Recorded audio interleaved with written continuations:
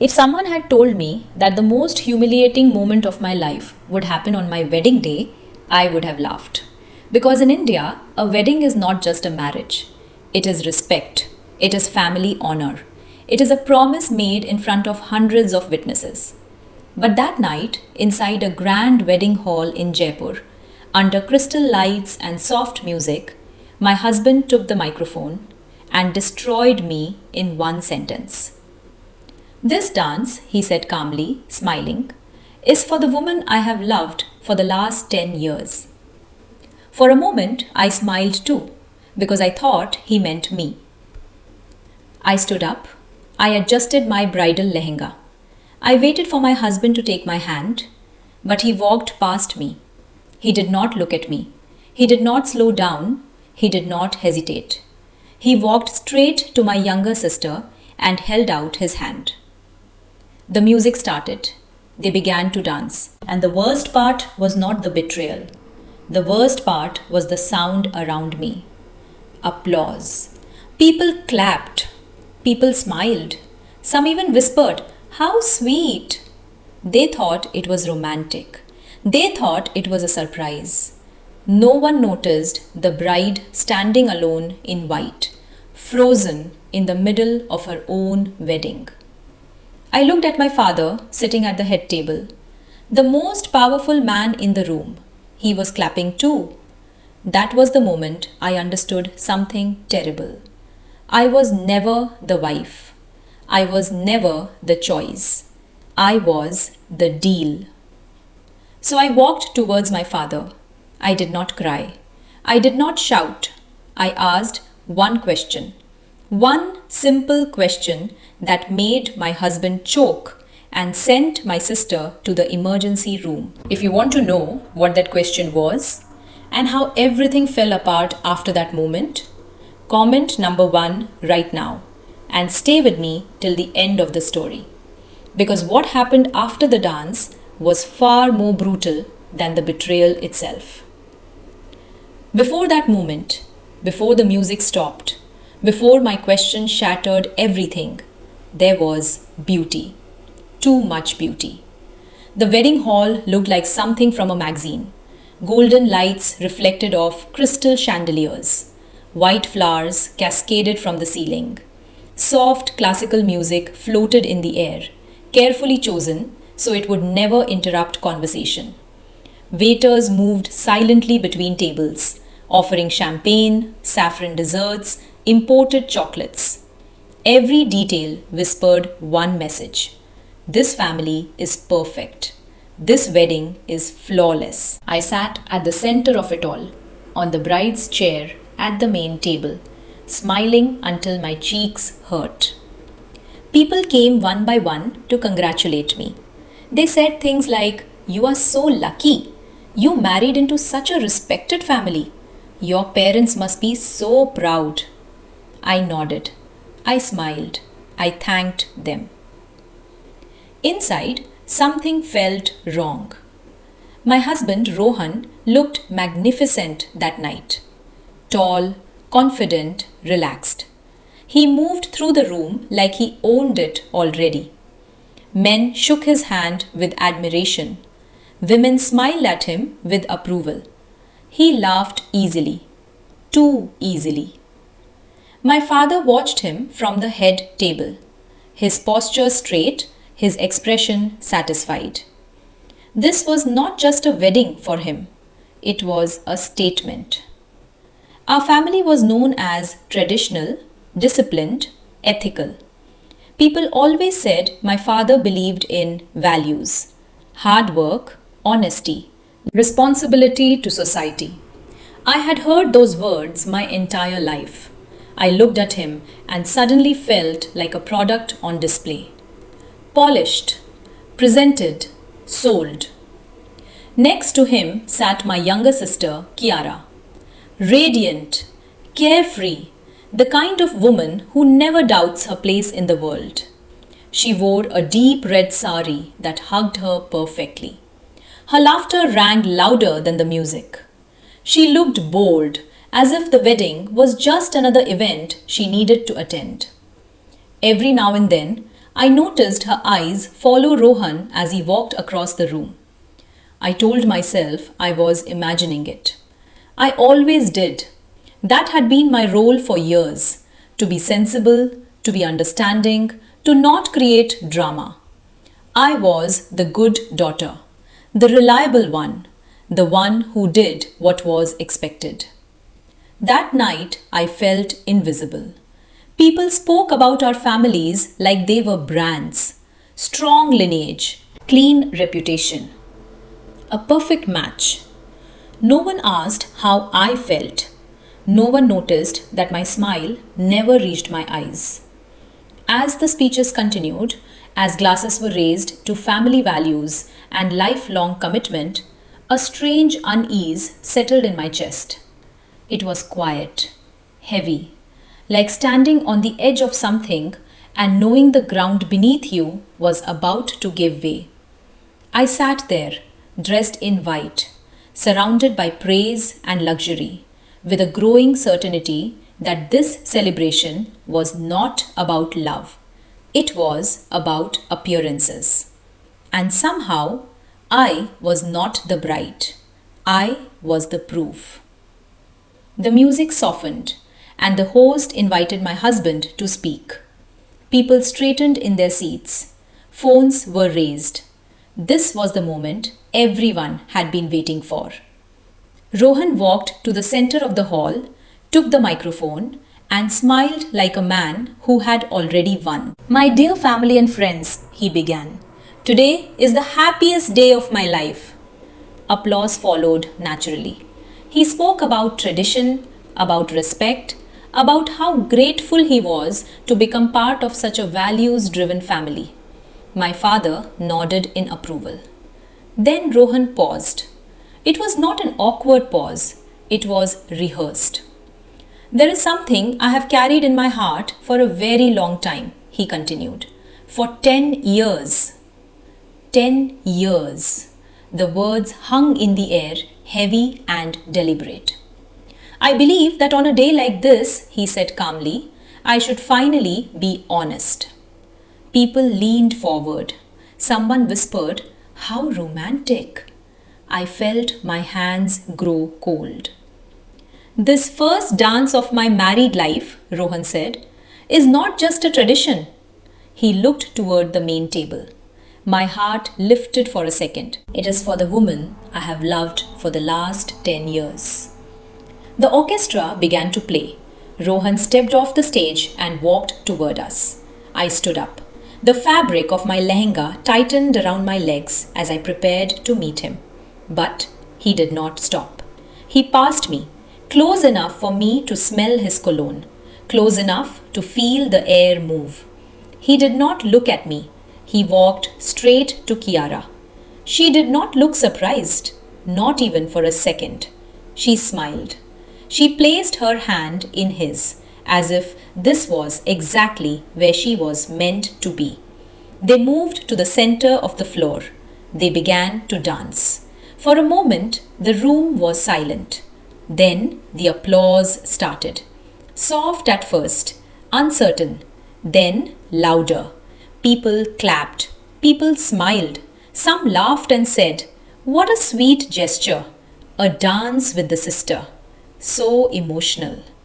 They did not understand, and they did not want to.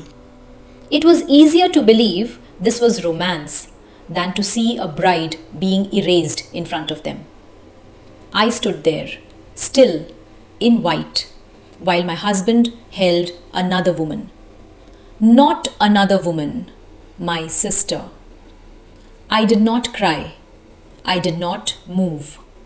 Inside, something shifted. I realized I had not been replaced that night. I had never been chosen in the first place. Around me, the celebration continued, as if nothing was wrong, as if the lie had just been blessed by applause. If you are still listening, stay with me, because what I did next changed everything.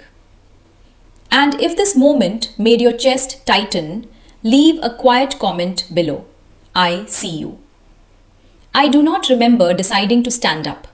My body moved before my thoughts did. Slowly, I stepped away from my chair. The music was still playing. My husband was still dancing. The room was still clapping. No one noticed me at first. That was familiar. I walked toward the head table. Each step felt heavy, not from fear, but from the weight of understanding. This was not emotion, this was clarity. My father sat there, straight backed, confident, a man who believed the night still belonged to him. He saw me approaching and frowned slightly, the way one does when a child is about to embarrass the family. Sit down, his eyes warned me. Do not make a scene. I stopped directly in front of him. I did not raise my voice. I did not cry. I did not accuse. I waited. The orchestra reached the end of a phrase. The conductor lifted his hand to continue. And that was when I spoke. Papa, my voice was steady, clear, loud enough. The conductor froze. The music stopped mid-note. Every sound in the hall collapsed into silence. Hundreds of faces turned toward us. I looked at my father and asked one question. Since Rohan has just declared his love for Kiara, does this mean you are finally forgiving the 6 crore rupees you forced me to marry him to cover? Time did not slow down. It stopped. I saw my father blink once, twice. His mouth opened, but no sound came out. My husband turned toward us. His smile vanished. He tried to breathe. He failed. Rohan bent forward, coughing hard, his face turning red as he struggled for air. The champagne he had drunk moments earlier burned in his throat. Kiara stepped back. Her eyes were wide, too wide. She looked at me, then at my father, then at the people watching. The truth had reached her before the words fully had. Her hand flew to her chest. Her breathing became sharp and uneven. She tried to speak. She could not. Her knees buckled. She collapsed onto the floor, her bangles shattering against the marble. Someone screamed. Chairs scraped backward. Voices exploded all at once. Call a doctor! Move back! Give her space! My father finally stood up, his chair crashing behind him. Rohan staggered toward Kiara, still coughing, panic replacing arrogance. The perfect night shattered. I remained where I was. I did not move. I did not speak again. I had not attacked anyone. I had only asked the truth out loud. And the truth, once spoken, had done all the damage on its own. If you are still here, stay. Because after this silence, they made their choice. And I paid the price for it. The chaos did not last long. In families like ours, damage control moves fast. My sister was taken away on a stretcher. My husband followed, pale and shaking. Doctors, security, whispering guests, and then silence returned. Not the heavy silence from before. This one was sharp. I expected my father to look at me, to ask something, anything. Instead, he grabbed my arm. His fingers dug into my skin hard enough to hurt. You foolish girl, he hissed, so quietly no one else could hear. You wanted attention. Now look what you have done. I stared at him. My father did not see a daughter in front of him. He saw a problem. You embarrassed us, he continued. You destroyed your sister. You destroyed this family. I tried to speak. He did not let me. Do you have any idea how much damage you caused tonight? His voice shook with rage. People are watching. Investors are watching. Then he let go of my arm and turned away, as if I no longer existed. The guests began to leave, not slowly, not politely. They avoided my eyes. Some whispered. Some stared as if I were dangerous. The same people who had congratulated me an hour earlier now walked past me like I was invisible. I stood alone in the middle of the hall, still in my wedding clothes. The celebration was over. After the official guests left, family members usually gathered in a private room. I walked toward that corridor. A security guard stepped in front of me. "Madam, you cannot go inside." I looked at him, confused. "My family is in there." He swallowed and said, "Mr. Mehta gave orders." That was the moment it became clear. I had been removed. Not just from the wedding, from the family. I left the hotel and took a taxi to the apartment my father had gifted us as a wedding present. I reached the door. I tried the key. It did not turn. I tried again. Nothing. The lock had been changed. That quickly? My phone rang. It was my father. "You no longer work at the factory," he said calmly. "Your accounts have been frozen. Do not try to access them." I could not breathe. "For the sake of the family," he added, "you will stay silent." The line went dead. I sat down on the cold floor outside that door. I had no home, no job, no money. I called someone my mother once trusted. They did not answer. I called another. The call was rejected. Within 1 hour, everyone I knew had disappeared. That was when I understood. The punishment was not shouting. It was erasure. And I was completely alone. That night, I did not sleep. I sat on the floor of a borrowed room, listening to the city breathe outside the window, trying to understand what had just happened. I thought the betrayal was simple. A weak husband, a selfish sister, a controlling father. I was wrong. The next morning, someone knocked on the door. Not loudly, not urgently, just once. I opened it and saw a woman I had not seen in years. My aunt, Meera, my father's elder sister, the one he never spoke about, the one they were told had left the family. She looked at me for a long moment, at my swollen eyes, at the clothes I had slept in. Then she said calmly, "So he threw you away too?" It was not a question. Inside her small, quiet house, she made tea the way my mother used to. Strong, sweet, steady. I finally spoke. "I think this happened because of the debt." Meera smiled, not kindly. "That is what he wanted you to believe," she said. "But that debt was never the real problem." I looked at her. She leaned forward, lowered her voice. "The betrayal you saw last night did not begin last night. It began years ago." She told me things I had never been told about my sister's lifestyle, about money that disappeared, about loans taken quietly, then hidden. "Your father protects only one child," Meera said, "and it was never you." I felt something cold move through my chest. "What about my husband?" I asked. "He said he loved her for 10 years. Meera nodded slowly. "He did. And your father knew. He allowed it." My hands began to shake. "Then why marry me?" I whispered. She looked me straight in the eyes. "Because you were useful. Because you were obedient. Because you were the guarantee." The word settled like a stone. Guarantee. "The marriage was not a mistake," Meera continued. "It was a solution."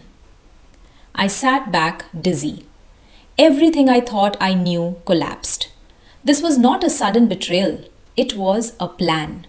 A plan built on silence, on reputation, on my willingness to never ask questions. Meera stood up and walked to an old cupboard. She took out a small envelope and placed it on the table. "Your mother left this with me," she said.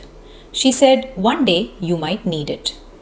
Inside were documents, dates, names, transactions, proof that the truth was deeper than I imagined.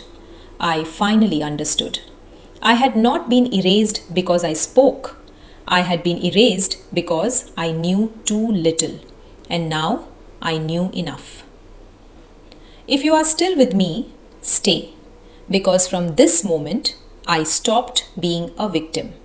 And they did not see it coming.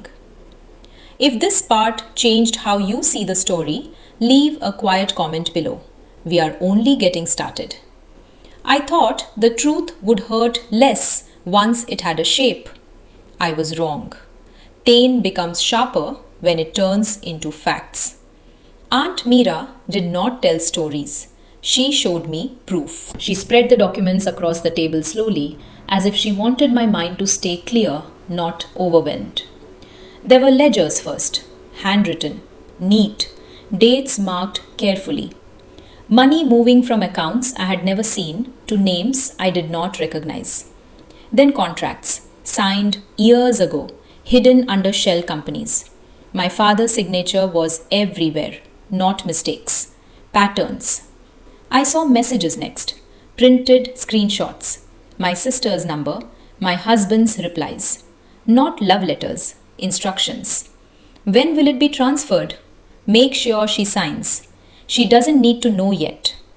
My hands went cold. This was not a secret affair. It was coordination.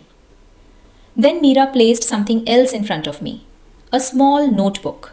Old, worn, my mother's handwriting. I recognized it immediately. I had seen it once when I was young, then it disappeared. This was her private journal. I opened it with shaking fingers. The last pages were dated months before her death. I cannot stay silent anymore. They are using spoiled goods. They are rerouting expired food to charities. They say it saves money. They say no one will notice. I stopped breathing. Meera spoke quietly. Your father was dumping unsafe products. Schools, orphanages, relief centers. I looked up at her. That's illegal. She nodded. And lethal. The journal continued. She knows. Your sister knows. She laughed when I begged her to stop. The words blurred. This was no longer about me or my marriage. This was about people who trusted our name. Meera slid one final envelope toward me. Medical reports. My mother's records. Heart condition. Prescriptions. And a pharmacy receipt. Signed by my sister. Dated 2 days before my mother died. I offered to pick up her medicine myself, the note said. She shouldn't worry. My chest tightened. The dosage listed did not match. The medication had been changed. Accident, negligence, or something worse. Meera did not say the word. She did not have to. I closed the journal slowly. The room felt smaller. They didn't just betray you, Meera said. They betrayed the public. They betrayed people who had no power to question them. I finally understood. My marriage was not collateral damage. It was camouflage. A clean image. A perfect family. While rot spread underneath. This was not a family scandal. It was a social crime. Hidden behind weddings, donations, and smiles. I looked at the papers again. And for the first time, I was not afraid. I was focused. Because when truth becomes documented, it stops being emotional. It becomes dangerous. If you're still listening, stay with me. Because from this moment, I stopped reacting and started planning. Leave a quiet comment if you felt the shift. The story has crossed a line. I thought the truth would slow them down. I was wrong. It made them faster. By the next morning, my name was everywhere. Not in my voice, not with facts, but with labels. Unstable bride, jealous sister, greedy woman demanding money. News portals ran the same story word for word as if copied from a single script. They said the marriage had already been cancelled, that my outburst at the wedding was an emotional breakdown. They said I could not accept that my husband loved someone else. They said I invented stories about debt because I wanted a payout. Photos appeared, old photos, angles chosen carefully. Me looking serious, me not smiling, me standing alone. Proof, they called it. Of what? That I was difficult, that I was cold, that I had always been strange. My sister gave an interview. Her voice was soft, fragile. I tried to be respectful, she said, but she has always hated me. I was scared of her. My husband stood beside her, hand on her shoulder. I wanted to protect everyone, he said, even her. I watched the screen without blinking. This was not defense. This was execution. People believed it because it was easier. Neighbors stopped greeting me. Shopkeepers avoided eye contact. Someone whispered my name like it was a warning. I had not lost only my family. I had lost my identity. They had turned the story upside down. Victims became villains. Power looked like truth. And the worst part was this. If I spoke now, I would look exactly like what they described. Angry, desperate, unstable. So I stayed silent. Not because I was weak, because I was learning. Every article, every sentence, every repeated lie told me how afraid they were. They were not trying to win the case. They were trying to bury me before I could speak again. If you feel frustrated right now, good, you are supposed to. Because this is the moment where most people give up. And this is where I didn't. If you are still with me, stay. The silence was not surrender. It was strategy. Silence changed everything. Not for me, for them. When I did not respond to the articles, did not deny the interviews, did not post a single explanation, they grew uncomfortable. People who lie need noise. They need reaction. They need anger. They need tears. And I gave them none. Days passed, then weeks, and slowly their story began to shift. First, small changes. New articles appeared, more detailed, more aggressive. Now they were not just explaining, they were defending. My father released a formal statement. All allegations are false. My daughter is emotionally unwell. She is being influenced by outsiders. Outsiders. That word mattered because it meant fear. My husband filed for annulment. Not quietly, publicly. He accused me of manipulation, of hiding information, of threatening his reputation. In his filing, he mentioned money.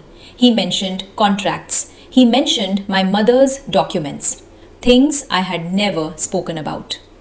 That was the moment I understood. They were guessing. And in guessing, they were revealing. Every claim they made matched something they had done.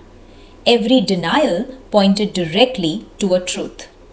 They did not know what I had, but they knew it was dangerous. So they tried to control the narrative in court. They rushed, they overreached, and that was their mistake. Because silence does not mean absence, it means observation.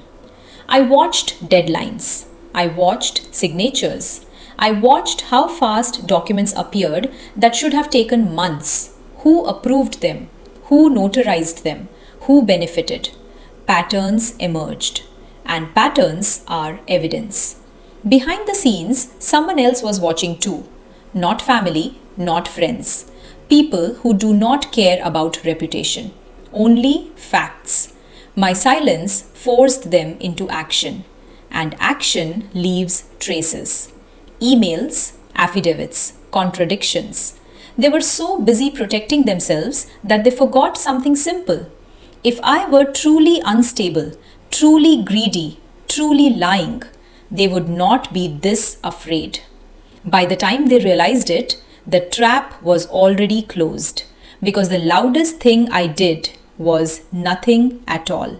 And in that quiet, they walked straight into their own confession. If you're still listening, stay.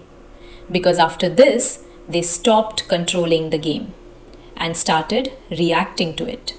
That is when power truly shifted. I did not choose a courtroom. I chose a room full of witnesses. The annual charity gala. Cameras everywhere. Sponsors, journalists, people who believed in family values. The same people who had watched my wedding video and judged me silently. My father was the guest of honor. He stood on stage, smiling, talking about integrity, about service, about legacy. My husband sat in the front row, confident again, relaxed. My sister wore white, soft, fragile, the image they had sold so carefully. I walked in quietly, no announcement, no confrontation, just presence. Some people recognized me. Whispers followed, but no one stopped me. That mattered. When my father finished speaking, the applause came. That was my moment. I stepped forward. I did not raise my voice. I'm not here to accuse anyone, I said. I'm here to clarify the truth. The room shifted. Journalists lifted their phones. I placed the documents on the table beside the stage. Ledgers, contracts, medical reports. I stayed silent for weeks, I continued. Not because I was wrong, but because I was waiting for the truth to speak for itself. My father stared at me. For the first time, he looked uncertain. I turned to the audience. These records show how expired food was redirected to schools and charities. A murmur moved through the room. They show how donations were claimed for products that should have been destroyed. Gasps. I held up one final document. And this medical report shows how my mother's prescription was altered days before her death. Silence. My sister stood up. She is lying, she said, but her voice broke. I looked at her calmly. Then, explain your signature. She froze. My husband tried to speak. Security stepped forward. The journalists were already recording. This was not a scandal anymore. It was evidence. I did not smile. I did not shout. I simply stepped back. I had placed the truth in front of the right people at the right time. After that, it no longer belonged to me. If you're still here, stay with me. Because what happens next is not revenge. It is consequence. And if you believe truth matters, leave a simple comment below. Just one word is enough. The room did not explode. It cracked. Slowly. You could feel it in the air, the way people stopped breathing, the way silence grew heavier with every second. My father was the first to move. Not forward, not toward me, backward. Just one step. The smile he had perfected over decades did not fall. It stiffened. He raised his hand. This is inappropriate, he said calmly. This event is not the place for personal matters. His voice was steady, too steady. That was the mistake. Because people who are innocent do not need to control the room. They let the truth speak. My sister began to cry. Not quietly, loud, shaking, desperate. You are ruining everything, she screamed, looking at me, then at him. I did what you told me to do. The sentence landed wrong. Too fast, too exposed. My father turned sharply. Stop talking, he snapped. Too late. She stepped away from him as if seeing him clearly for the first time. You promised me, she sobbed. You said she would stay silent. You said no one would ever know. The journalists leaned closer. My husband tried to interrupt. This is a misunderstanding, he said quickly. She is emotional. But his voice was drowned out. My sister laughed suddenly. Not happy, not sane. A misunderstanding, she cried. You told me the pills were safe. You told me it would look natural. The room froze. Even the cameras seemed to hesitate. My father did not move. He stared at her, his face drained of color. You are confused, he said slowly. You are unwell. She shook her head. No, she whispered. I was obedient. That word echoed. Obedient. She looked at me then. For the first time that night, there was no hatred in her eyes, only fear. He said she was in the way, she said, her voice breaking. He said the business needed us. He said it was for the family. Security stepped forward. Not for me, for them. My father finally spoke again. This conversation is over. But the words had already escaped. And once truth escapes, it does not return.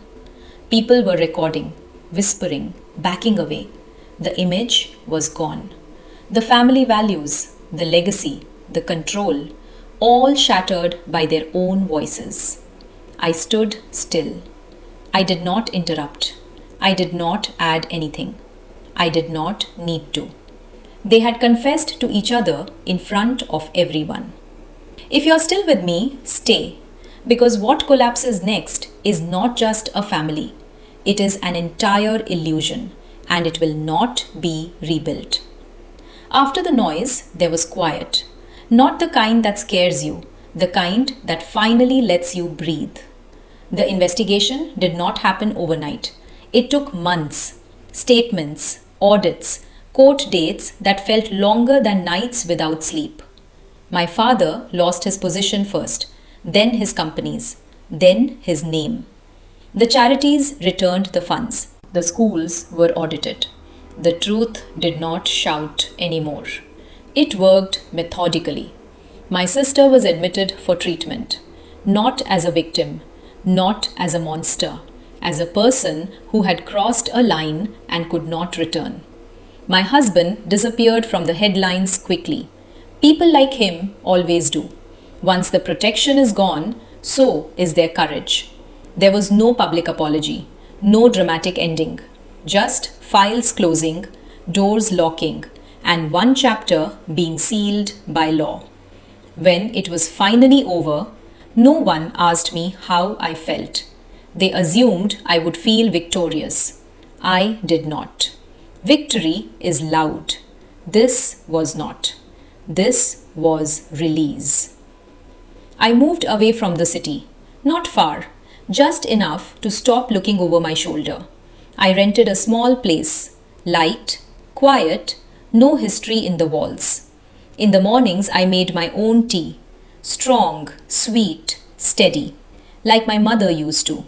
I took a job that did not know my surname, where I was not a symbol, not a scandal, just a person who showed up and did her work. Some nights, the memories came back, the music, the applause, the silence before the question. But they no longer owned me. Healing did not arrive as happiness. It arrived as normal days, a clean kitchen, a slow walk, a full breath. I did not rebuild my family. I built myself. And in that space, something unexpected happened. I found peace.